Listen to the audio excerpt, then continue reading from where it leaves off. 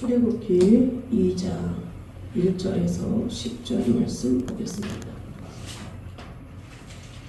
출애굽기 2장은 1절에서 10절입니다.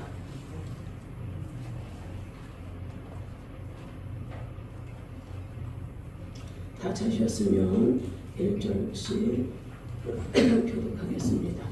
레위 가족 중 한 사람이 가서 레위 여자에게 장가들어 그 여자가 임신하여 아들을 낳으니 그가 잘생긴 것을 보고 석 달 동안 그를 숨겼으나 더 숨길 수 없게 되며 그를 위하여 갈대 상자를 가져다가 엽청과 나무 진을 칠하고 아기를 거기 담아 나일 강 갈대 사이에 두고 그의 레위가 어떻게 임신을 하려고 멀리 섰더니 바로의 딸이 목욕하러 나일강으로 내려오고 시녀들은 나일강가를 거닐 때에 그가 갈대 사이에 상자를 보고 시녀를 보내어 가져다가 열고 그 아이를 보니 아이가 없는지라 그가 그를 불쌍히 여겨 이르되 이는 우리 사람의 아이로다. 그의 누이가 바로의 딸에게 이르되 내가 가서 당신을 위하여 히브리 여인 중에서 유모를 불러다가 이 아기에게 젖을 먹이게 하리까. 바로의 딸이 그에게 이르되 하라 하매 그 소녀가 가서 그 아기의 어머니를 불러오니 바로의 딸이 그에게 이르되 이 아기를 데려다가 나를 위하여 젖을 먹이라. 내가 그 삭을 주리라.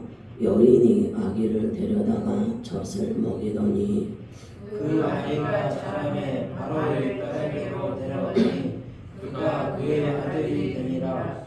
그가 그의 이름을 모세라 하여 이르되 이는 내가 그를 물에서 건져냈음이라 하였다. 아멘.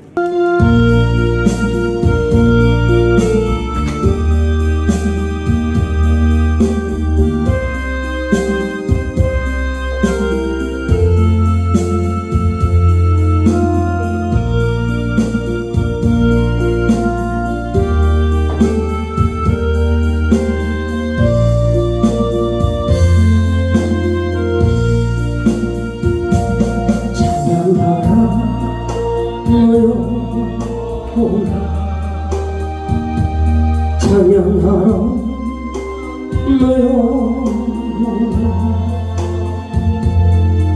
내 속에 어두운 찬양하라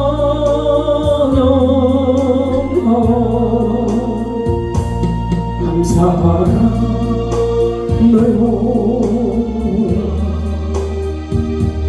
감사하라 너요 내 속에 어두운 다 감사하라 기뻐하라 너요 기뻐하라 너요 내 속에 있는 것들 다 기뻐하라 성적하라 너요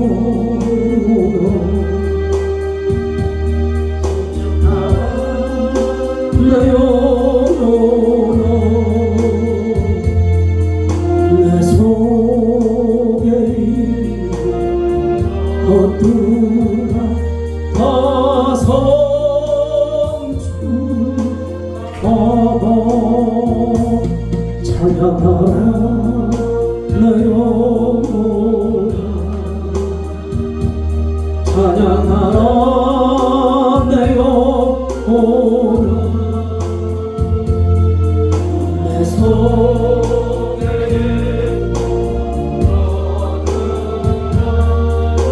다 찬양하라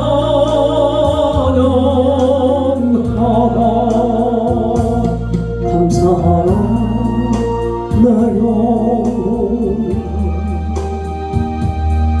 사랑 내 영혼아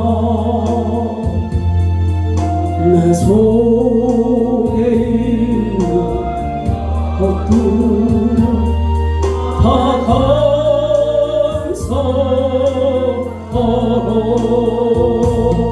기뻐하라 내 영혼아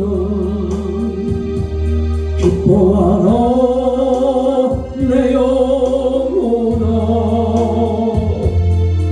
내 속에 있는 것들아 다 기뻐하라 성적하라 내 영혼아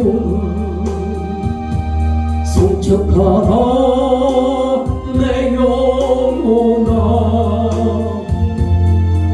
내 속에 있는 것들아 다 성취하라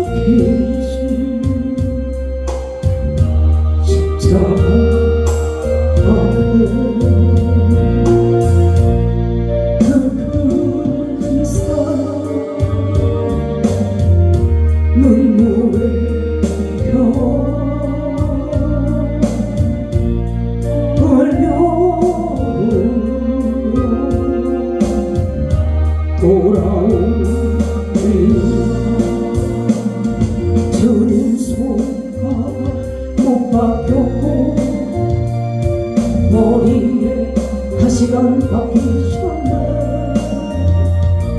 내 모든 죄와 허물 위에 말없이 피 흘려 주셨네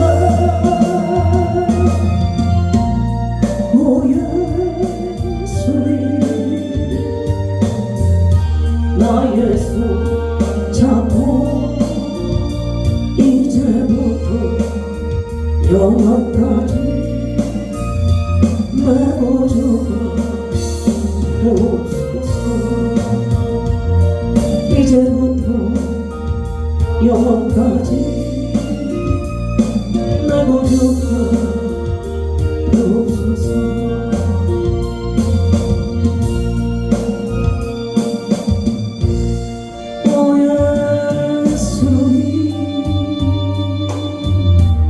내가 옵니다 못 박히신 십자가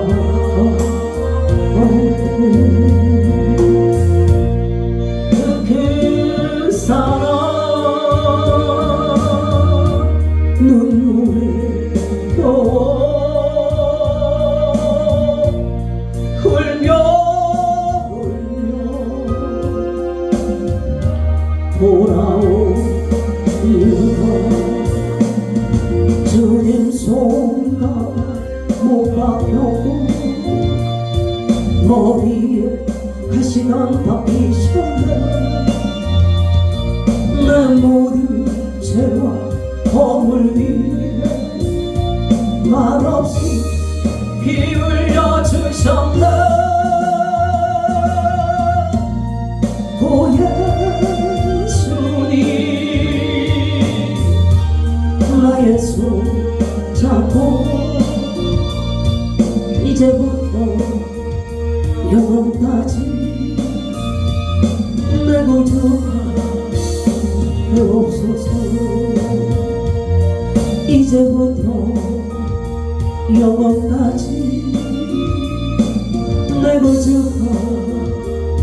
주옵소서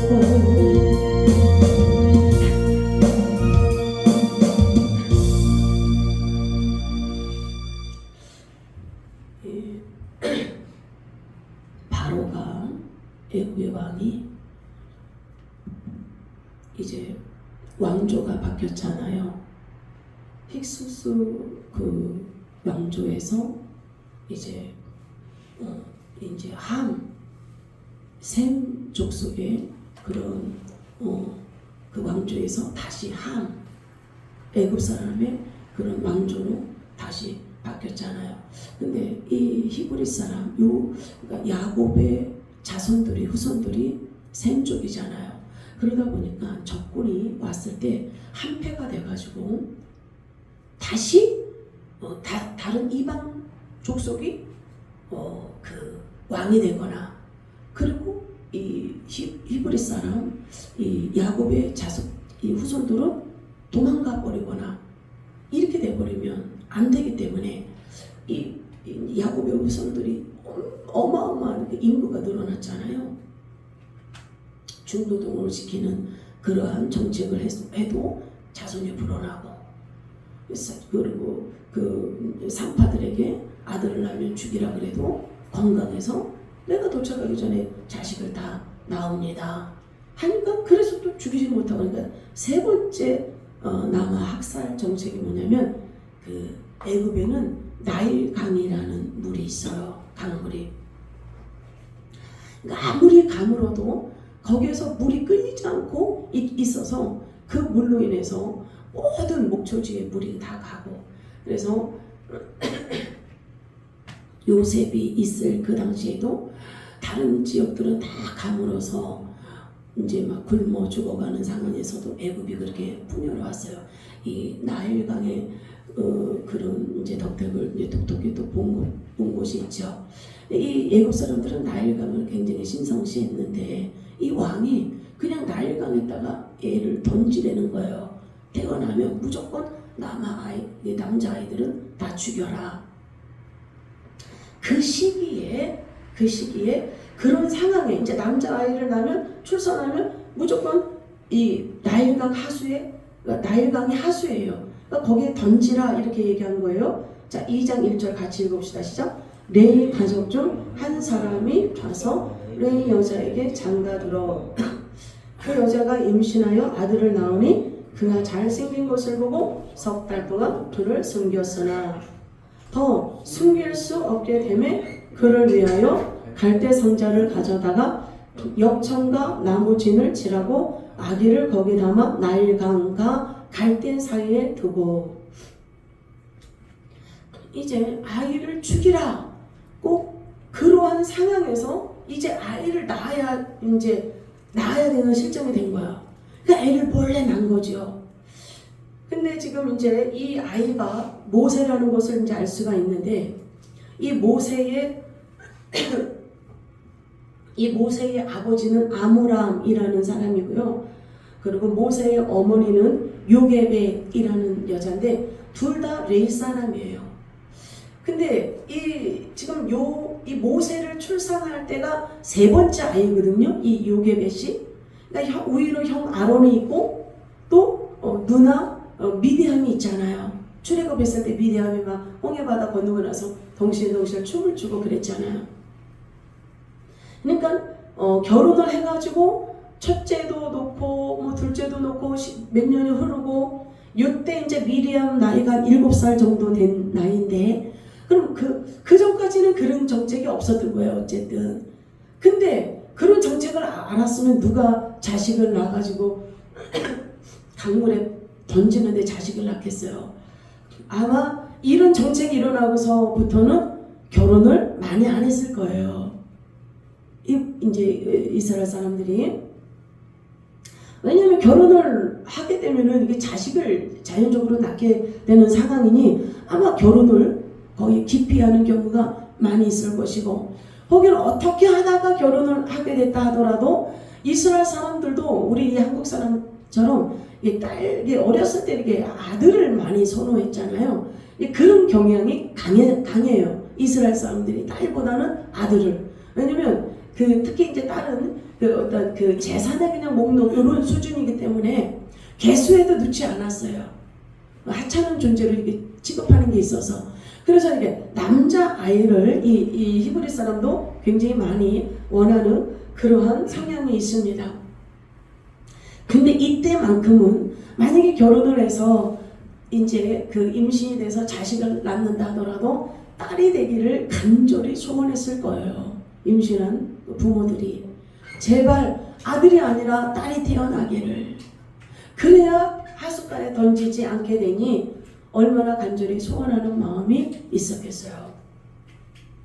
이 요게벳도 이 모세가 태어나기 전에 딸이 되기를 얼마나 간절히 원했겠습니까? 이런 정책이 갑자기 생겨난 거기 때문에 아이는 뱃속에 있고 뭐 태어날 때는 됐고 그러니까 이제 숨겨야죠. 뭐, 그렇죠? 뱃속에 있는 아기를 숨겨서 몰래 어떻게 해가지고 이 아이를 낳았어요. 근데 3개월 동안은 숨겼어요. 왜냐하면 이 애굽의 군인들이 무조건 아이 울음소리 나고 뭐 애기 낳다라는 거 이렇게 다 살펴볼 거 아니야, 집집마다. 그러면 무조건 이 애를 그냥 하수에 던져버리니까 이 아이 난 척도 하면 안 되고 숨겨야 되는 사실이니까. 근데 이제 갓난아기들은 앵앵 하고 울어도 이게 목소리가 이렇게 좀 크진 않죠. 우렁차지 않잖아요. 갓난아기는 앵앵 이렇게 울어도. 그러니까 목소리가 완전 우렁차지는 않으니까 뭐 이렇게 막 문 같은 데다가 뭐 이불이나 막 이런 걸 해놓고 해가지고 방음장치 뭐 별수를 다 했겠죠. 자기 자신을 살리려면. 그리고 이게 태어나가지고 아프는 애기들도 얼마나 많겠어요. 그러니까 3개월을 숨겼다라고 하는 거는 단순히 뭐 1개월, 2개월, 3개월이 아니라 온갖 애간장을 다 태우는 그런 시간이었겠죠. 뭐 열이 펄펄 끓거나 그러면 막 발버둥을 치며 약을 어떻게든지 민간 뭐 요법이든 뭐든 해가지고 아이에게 먹여야 했었고, 뭐 왜 오는지도 모르는 실정에서 어떻게든 그 생명을 지키고 보호하고 살린 거죠. 그래서 하나님께서는 그 자식에게 너희 부모를 공경해라. 그래야 내가 장수의 복을 준다. 장수는 뭐냐면 생명만 길게 사는 게 아니라 너가 손으로 하는 거에 내가 책임져 줄게. 너 빈털털이 되지 않도록 내가 도와줄게. 부모에게 헌신하고 부모를 위해서. 근데 좋은 자식을 나누고도 부모들이 다 망쳐요. 보니까. 왜냐하면 그냥 부모가 내가 능력이 있으니까 너한테 다 해줄게 해가지고 그냥 허리가 휘청거리도록 자기 자식에게 온전히 다 주잖아요. 자식이 나이가 장성했어도 엄마한테 손 벌리고 고민 있으면 자기가 엄마 아빠를 도와줘야 되는데 쟤가 고민 토로하고. 근데 엄마 아빠가 나이가 먹고 말이야 허리가 휘청해도 도와줄 수 있을 때는 도와준단 말이에요, 부모는. 근데 이제 나이가 너무 많이 먹고 이제 자식의 도움이 필요한 거예요. 타인의 도움을 받아야 된단 말이에요. 마음대로 갈 수도 없고. 근데 자식들이 안 해줘. 왜 안 해줄까요? 자식들은 하는 법을 몰라요. 안 가르쳤어요. 엄마 아버지가. 죽을 힘을 다해서 해주는 것만. 그러니까 자식은 부모는 나한테 해주는 존재야. 근데 어느 날 나이가 먹고 몸이 편찮고 못 해주네? 그러면 어떤 생각 들겠어요? 엄마 아빠를 내가 보살펴야지가 아니라 에휴 아쉽네. 예전 같았으면 우리 엄마가 우리 아버지가 이렇게 해줬을 텐데 지금은 해주지도 못하고 아쉽네. 그러니까 자기가 뭘 해줘야 된다는 생각이 없어요. 그 좋은 자식을 나눴고도 제대로 양육하지 않은 거예요. 맨날 해주는 것만 가르쳤어요. 좋은 거 먹이고 좋은 거 입히고 자기는 헐벗어도. 그러니까 부모가 다 죽어가고 뭐 중병이 걸려도 안 해주는 거예요. 왜? 맨날 해주는 거예요. 맨날 부모가 해주는 것만 이 몸에 영혼 몸에 다 익숙해지는 거예요. 그러니까 부모가 이제는 아무것도 해줄 수 없을 때 자기가 자기 뜻대로 안 될 때 막 짜증 부리죠. 자기 마음대로 안 되니까 막 신경전해요. 그 부모는 내가 너를 어떻게 키웠는데 뒤통수 맞는 거죠. 완전 배신당한 거죠. 내가 널 어떻게 키웠는데, 내가 너한테 어떻게 해줬는데 네가 이렇게 해줄 수 있어? 그러니까 그렇게 해준 보내면 뭐냐면 멀리 모처럼 해외여행 시킨다 그러고 외국에다 놓고서 와버리는 거예요. 쓸모없잖아요. 이제 나 해주지 않잖아요. 나 도와주지 않잖아요. 전용석 선교사님이가 저는 그분의 그 감정을 들으면서 은혜를 받았어요. 그분은요, 주님을 만나고 나서 자기가 오랜 세월 동안 신앙생활을 했는데 자기 신앙생활을 돌아보니까 하나님 교회는 다니고 11조 생활도 열심히 하고 했는데 진짜 주님과 상관없이 신앙생활을 한 거야. 자기 신앙생활을 돌아보니까 주님과 아무 상관없이 신앙생활을 한 거야. 어느 날 자기 이제 시댁이 다 망하고 집 한 채 있는 것도 팔아서 시댁 다 빚을 갚아줘야 되니까 이분이 약사였거든요. 약사. 이분도 친정이 너무나 가난해서 아버지가 자식을 어떻게든지 공부를 가르쳐서 니네 가난하게 살지 말라고 그렇게 해가지고 이제 아버지가 가르쳤는데 이제 학비도 어떻게 해서 뭐 공부를 했어요. 해서 약사가 됐어요. 그래서 어쨌든 좋은 부유한 집을 만나서 그렇게 굶주림 없이 살아보겠다고 그렇게 했는데 시댁이 뭐 몇 년 안 가서 다 망한 거예요. 그러니까 약사 해가지고 열심히 밤늦게까지 약국해가지고 집 한 채 마련했는데 친정 아버지가 편지 써서 보낸 거예요. 집 팔아서 네 시아버지가 도망 다니니까 집 팔아서 그 빚을 해결해 줘라. 그러니 이분이 지금은 선교사님이지만 그때는 그게 아니 약사였잖아요. 너무 화가 난 거예요.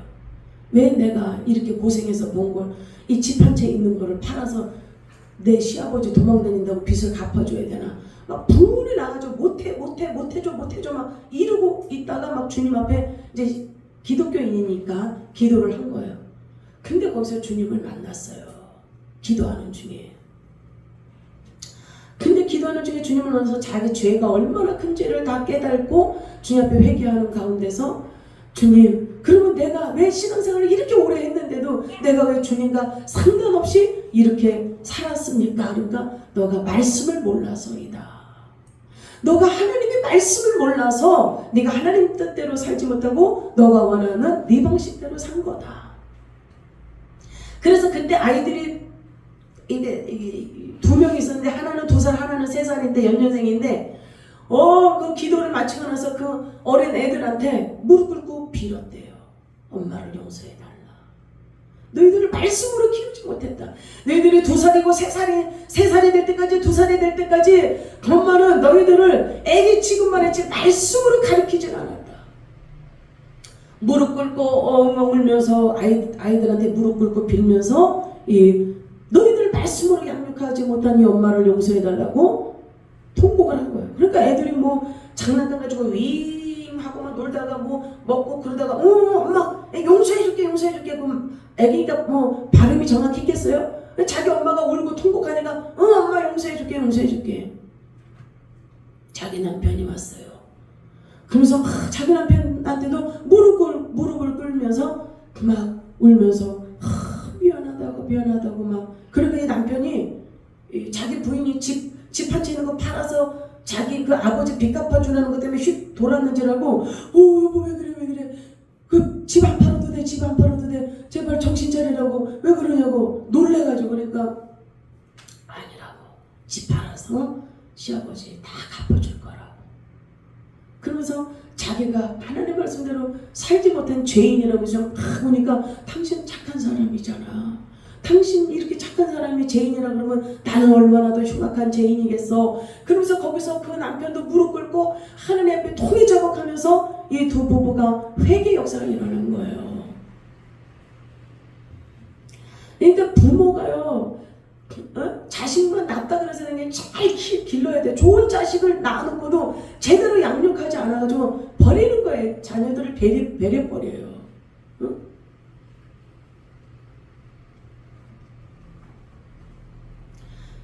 예수님을 믿었으면 이제 우리 삶이 변화가 돼야 돼요. 그대로 그 모습 그대로 받아주시옵소서. 나는 연약하니?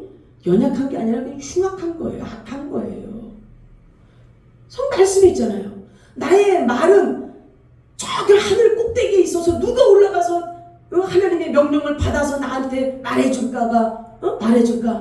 하나님의 말씀 저 깊은 바다 끝에 있어서 누가 저 바다를 건너서 하나님의 말씀을 받아가지고 나한테 전해줄까? 하나님의 말씀은 그런 것이 아니라 나의 말씀은 너의 마음에 있고 너의 입 안에 있느니라. 하나님의 말씀이 우리 마음에 있고 우리 입술에 있는 거예요. 하나님의 말씀을 지키고자 한다면 얼마든지 지키며 살 수 있는 거예요. 연약해서 또 범죄했습니다가 아닙니다. 악해서 변화받지 못한 것입니다. 짐승 같은 이 악한 존재를 용서해 주시옵소서. 회개해야 되는 거예요.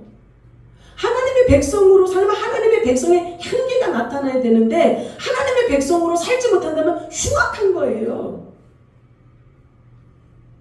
그러니까 하나님께서 뭐라 그래요?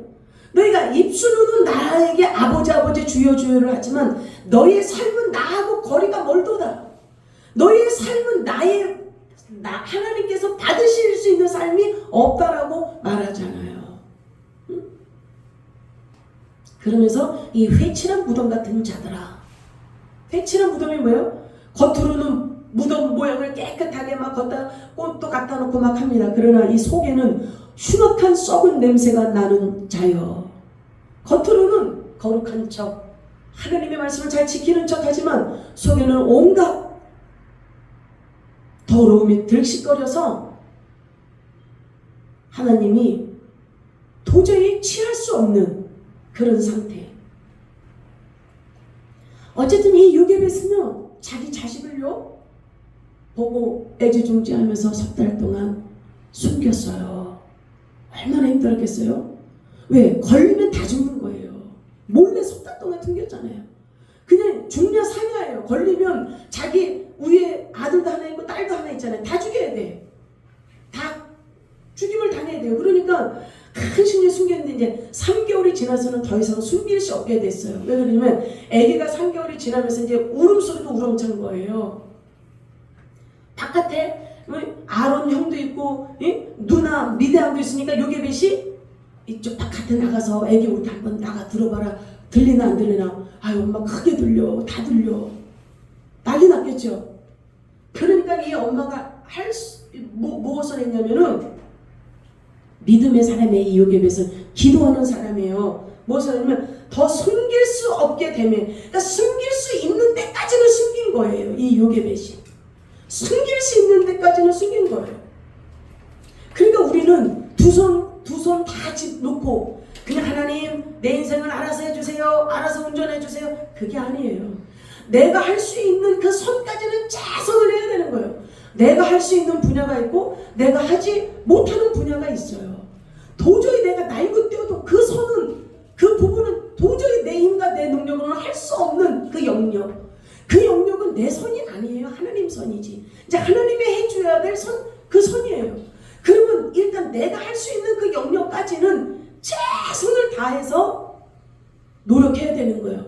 이 요게벳이 3개월 동안 잠이라도 잤겠습니까? 잠도 못 자고 뜬 눈으로 밤을 새울 때가 얼마나 많이 있겠어요. 자식들이 그러죠. 자기가 해주고 싶은 거 엄마가 아빠가 잘 안 해주면 나한테 해준 게 뭐 있냐고. 그러면 안 돼요. 그 자식이 혼자 킨 게 아니에요. 그 핏덩어리가 어떻게 혼자 크겠어요? 예? 조금만 기저귀 안 갈아줘도 살이 다 물러 터지고, 예? 조금만 애기니까 면역성이 약해서 캑캑거리고, 그러면 끌어안고 안아주고 감싸주고 똥 치워주고 오줌 치워주고 먹여주고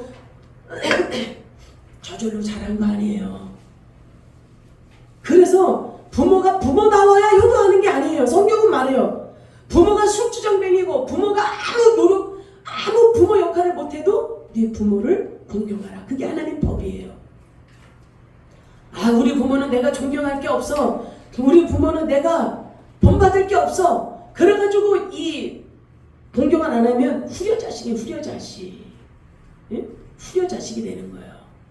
부모가 아무리 못나고 다른 사람들은 손가락질하고 돌멩이를 던질지라도 자식은 그 부모를 효도해야 되는 게 자식의 도리. 성경이 말하고 있는 거예요.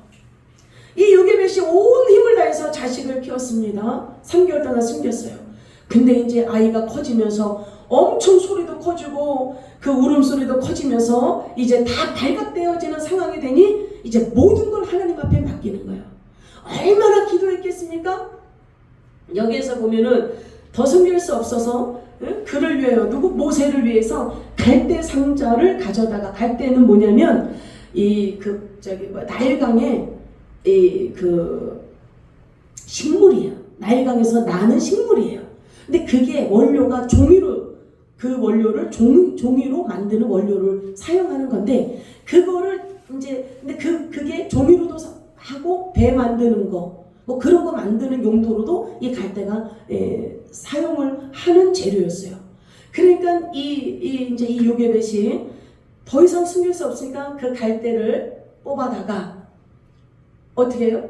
역청과 나무 진을 칠하고 이제 그 갈대를 해가지고 이제 상자를 만들어서 접착제를 역청과 뭐 진 이것이 이제 접착제잖아요. 왜냐면 나일강에 혹시 이렇게 띄어서 물이 저기 되거나 뭐 갈대 사이에 놓다 하더라도 물이 들어갈 수 있으면 애기가 껄꺽껄꺽하고 그냥 숨막혀 죽잖아요. 그러니까 거기에 다 이 접착제를 발랐어요.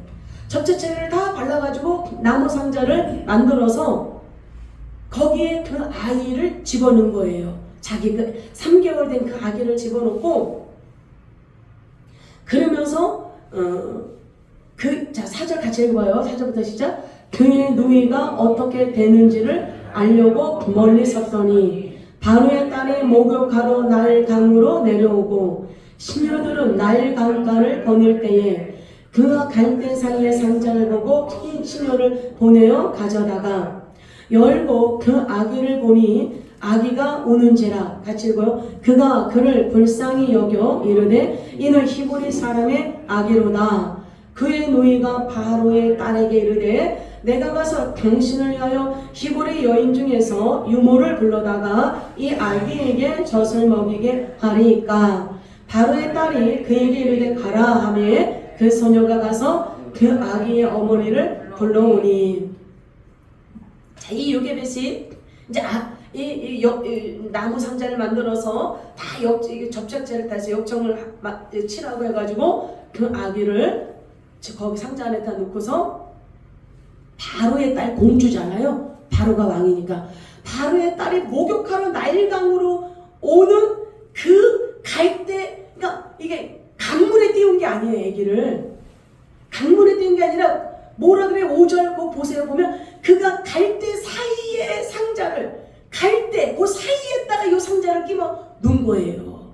이 요게벳이 이제 하나님 내 할 일 다 했으면 다 했습니다. 하나님이 알아서 하세요. 그리고 그냥 강물에다 띄운 게 아니에요. 죽든 살든 뭐 던져가지고 앞이 나오든 뒤가 나오든 그렇게 한 게 아니에요. 철저히 하나님 앞에 자기 자식의 생명과 안전을 놓고 하나님 앞에 끝까지 포기하지 않고 매달렸다는 거예요. 그리고 어떻게 되나 자기 딸 미디암에게 너 여기서 기다려라. 왜? 그곳은 그러니까 이 엄마가 요게벳이 그곳은 아니 평민들이 와서 나일강에서 목욕하는 곳에 바로의 딸이 가겠어요? 바로의 딸이 움직이면 수많은 시녀들이 얼마나 움직이겠어요? 그러면은 어느 구역서부터 어느 구역은 평민들이 뭐 이렇게 종들이 뭐 구역이 있겠죠. 그러면 이 구역은 바로의 딸이 하는 구역이기 때문에 아무도 얼씬 못하는 거예요. 많은 시녀들이 또 바로의 딸이 목욕을 하니까 다 둘러쌌겠죠. 지키고. 근데 지금 뭐 우리가 이제 텔레비 그런 거 보면은 애국 그런 거 문화 보면 얼마나 목욕 문화가 발달이 됐어요. 그럼 이때도 벌써 궁궐에 목욕할 수 있는 모든 세상의 좋은 조건 다 갖추어져 있는 거죠. 그런데 왜 이 바로의 딸이 그 좋은 깨끗한 물이 있는데도 이 나일강으로 나왔을까? 이 나일강에는요 종교 의식을 하면서 이게 거기에서 목욕을 하면 정결하게 되어진다. 뭔가 깨끗하게 되어진다. 자기 영혼이 깨끗이 씻음받는다. 이러한 의식이 있었어요. 애굽인들에게. 그리고 그 나일강에서 목욕을 하면 그 다산을 하고 자식을 많이 놓고 그리고 장수하게 되어진다 라고 하는 여러 가지 그런 것들이 있었어요. 그러니까 그리고 이제 그 요게벳이 바로의 딸 공주가 목욕하러 언제쯤 나온다 이런 걸 임신해가지고 남아 살해 정책이 펼치면서 자기도 자식은 아들인지 딸인지는 모르지만 만반의 준비를 했겠죠. 아들이면 살리려고. 그러니까 그 바로의 공주가 목욕하는 곳이 어딘지 아버지 바로는 죽이라고 명령을 했지만은 이 딸은 그 명령을 어기면서 그쵸? 자기 아이를 불쌍히 여기는 마음으로 어떻게 보호해주기를 간절히 바라는 마음이 이 요게벳에 있었던 거죠. 그러니까 그 갈대 사이에 숨긴 거예요. 바로 공주가 목욕하러 오는 그 장소에. 그리고 자기 딸을 멀찌감치 언제 공주가 오나 보게 다 해놓은 거죠. 얼마나 지혜롭습니까? 여러분 믿습니다. 도와주세요. 그래놓고 하나도 믿음의 삶을 살지 않고 하나도 내가 준비할 거 준비하지도 않고 믿음으로 하나님 앞에 하나님은 믿음으로 기도하고 믿음으로 고백하고 믿음으로 행하는 자에게 역사하셔요. 성경에 믿음이 없이는 나를 기쁘시게 할 수가 없어. 너희들이 믿음이 없이는 나를 즐겁게 할 수가 없어. 아무리 주여 주여 외쳐도. 근데 요게벳 보세요.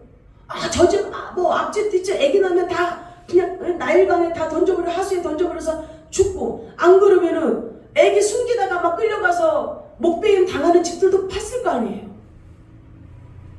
다른 자식들까지 다 죽이는 비참한 광경을 봤을 거 아니에요.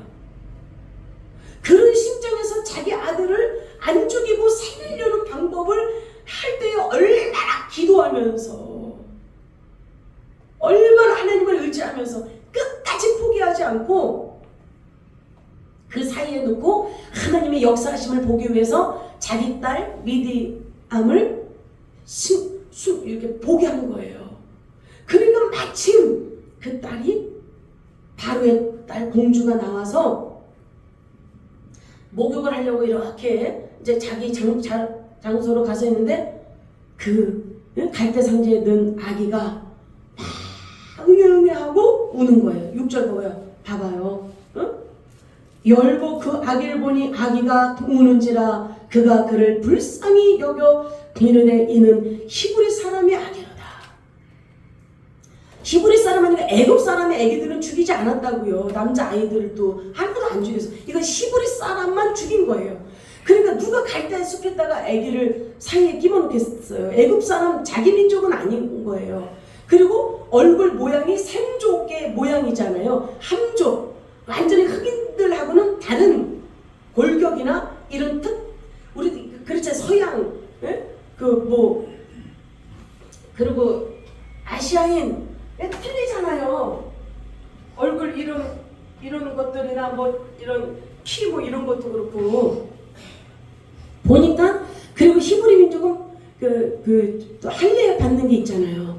그러니까 보니까 8일 만에 남자애들은 8일 만에 할례하라는 거 보면은 남자애니까 할례 받은 흔적도 있을 것이고 여러 가지 증거가 있잖아요. 그러니까 이거는 히브리 사람의 아기로다 하면서 시근자신 불쌍히 여기는 마음이 생긴 거예요. 이 공주가 보고 에휴 시끄러워 저기 강물에 그냥 뛰어버려. 그랬으면 땡이에요. 땡. 그냥 죽는 거예요. 애기.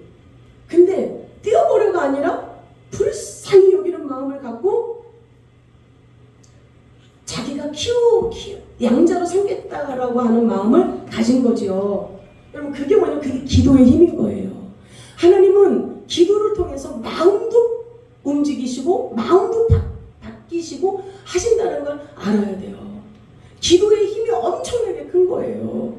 근데 기도하는 거 힘들어요. 기도하는 거 귀찮아요. 근데 기도하는 게 중노동이에요. 사실 쉬운 게 아니에요. 근데 기도하는 게 쉽지는 않죠. 그러나 기도할 때 역사가 일어난다니까. 하나님은 기도를 통해서 우리랑 교제하시는 거예요. 기도를 통해서 우리랑 만남을 가지시는 거예요. 그러니까 기도하는 자가 역사를 보는 거예요. 기도하는 자가 축복을 맞는 거예요. 끝까지 끈질기게 기도해놓고 믿음으로 가는 자. 기도하고 포기하는 자가 아니라, 그러니까 거기 누가 있어요? 미디암이 보니까 바로 공주가 그 목욕하러 자기 그 동생 갈대 사이에 숨어놓은 그쪽으로 가잖아요. 잽싸게 뛰어가는 거죠. 그러면서 그 아기를 볼 때 아유 불쌍하다, 이거 히브리 사람 애기다, 막 불쌍하게 여길 때 제가요 저기 이게 유모, 젖을 먹일 수 있는 유모를 좀 불러가지고 올까요? 그러니까는 그 공주가 그래 얼른 데리고, 그런 사람 유모를 좀 데리고 와라 시켰어요. 그러니까 이 얼마나 똘똘해요 이 미디안이. 자기 엄마한테 뛰어가서 그런 얘기를 하니까 엄마가 막 뭐 그냥 뭐 발바닥에 불난 듯이 뛰어왔겠죠. 그래 온 거예요. 자 7절 8절 그의 누이가 바로의 딸에게 이르되 내가 가서 당신을 위하여 히브리 여인 중에서 유모를 불러다가 이 아기에게 젖을 먹이게 하리이까.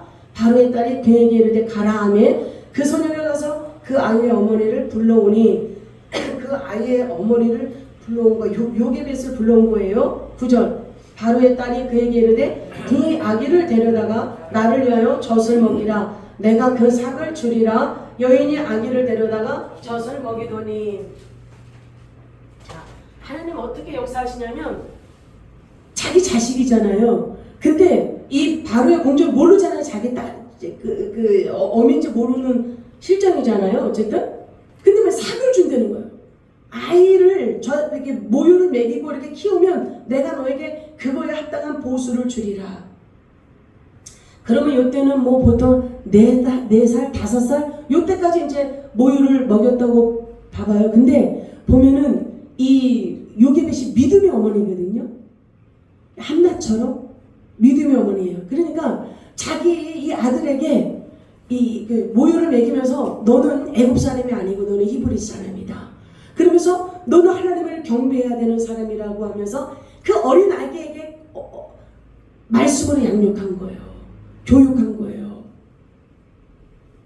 그러니까 왜 우리 자식은 왜 이렇게 생겨났는지 교육을 안 했잖아요. 안 가르쳤잖아요. 좋은 거 먹이려고만 그랬고 남보다 비싼 거 신기려고만 그랬지 하나님 자녀로 바르게 키우질 않았잖아요. 그러니까 그렇게 된 거예요. 응? 이 요게벳은요 그 어린 아기를 하나님의 말씀으로 양육하고 믿음으로 키우고 수없이 기도하면서 돌본 거예요. 수없이 기도하면서 밥만 준다고 무럭무럭 건강하게 튼튼하게만 자라다오. 이렇게 자식은 그렇게 키우는 게 아니에요.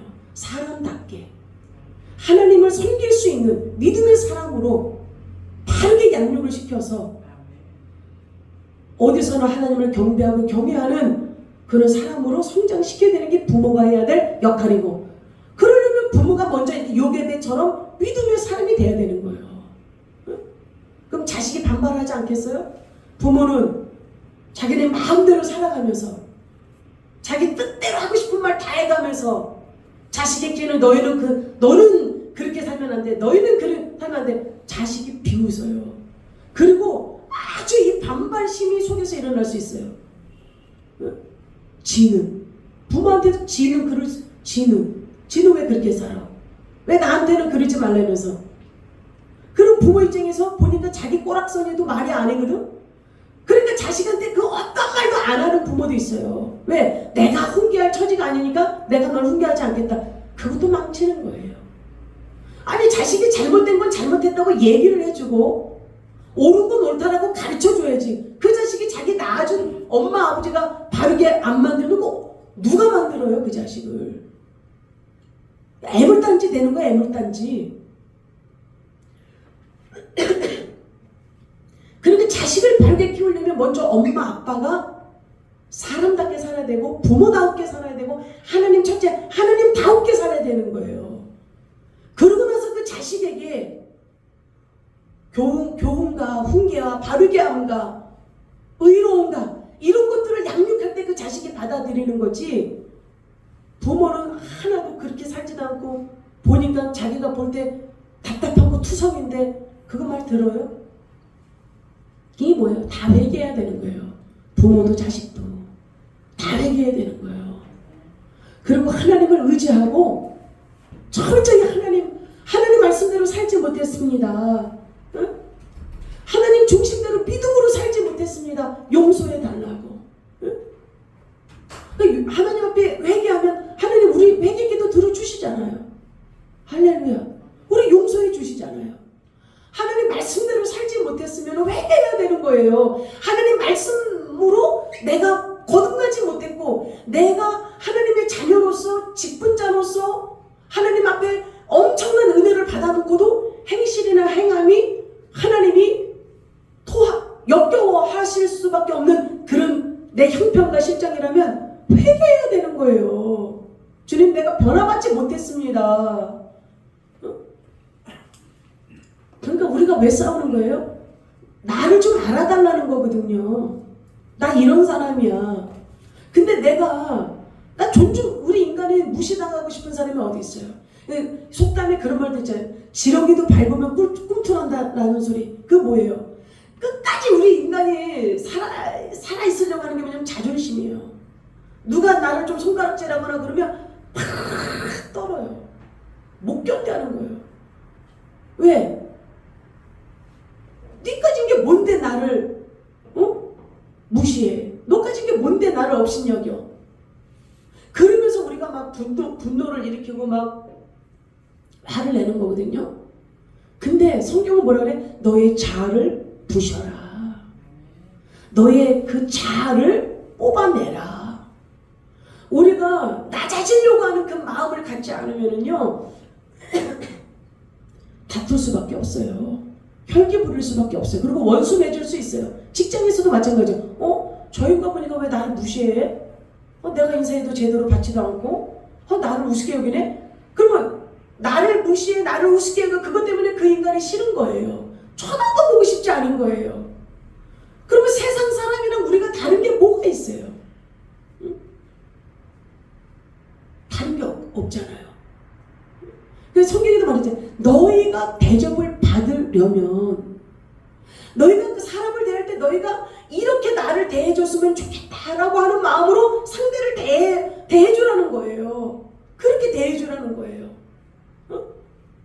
누가 여러분들 막 무시하고 짓밟는 식으로 대하는 거 싫잖아요. 그럼 누군가가 여러분들한테 정말 나한테 이렇게 대해줬으면 좋겠다. 나한테 이런 대우를 해줬으면 좋겠다. 그 마음으로 상대를 대우해 주려니까 누구든지 직장에서든지 이웃에게서든지 자기 자녀에게서든지 자기 부모에게든지 부부지간이든지 형제지간이든지 부모 자식지간이든지 자기가 대우받고 싶은 대로 상대를 해주세요.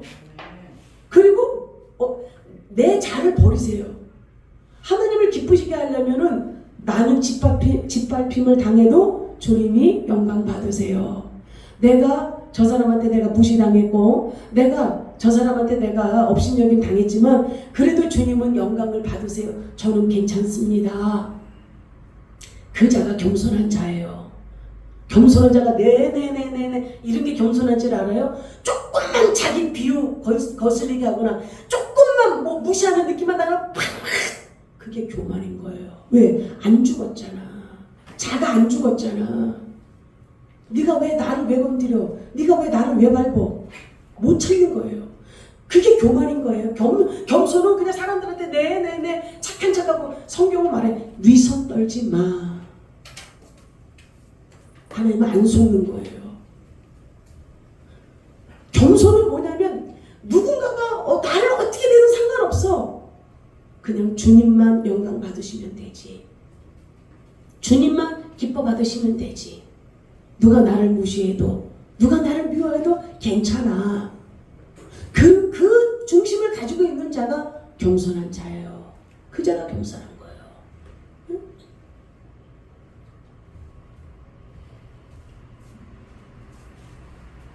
우리 자아를 버리고 우리 자존심을 개도 안 물어간다 그러잖아요. 자존심 뽑아서 지옥 불 속에다 던져버리세요.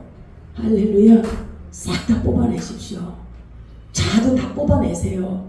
오직 나를 통해서 주님만 영광 받으시기를 소원하는 마음, 그리고 요게벳처럼 기도했다면 하나님이 반드시 들어주실 거라는 것을 믿고 행함으로 보이는 그 믿음으로 가시기를 주님으로 축원합니다.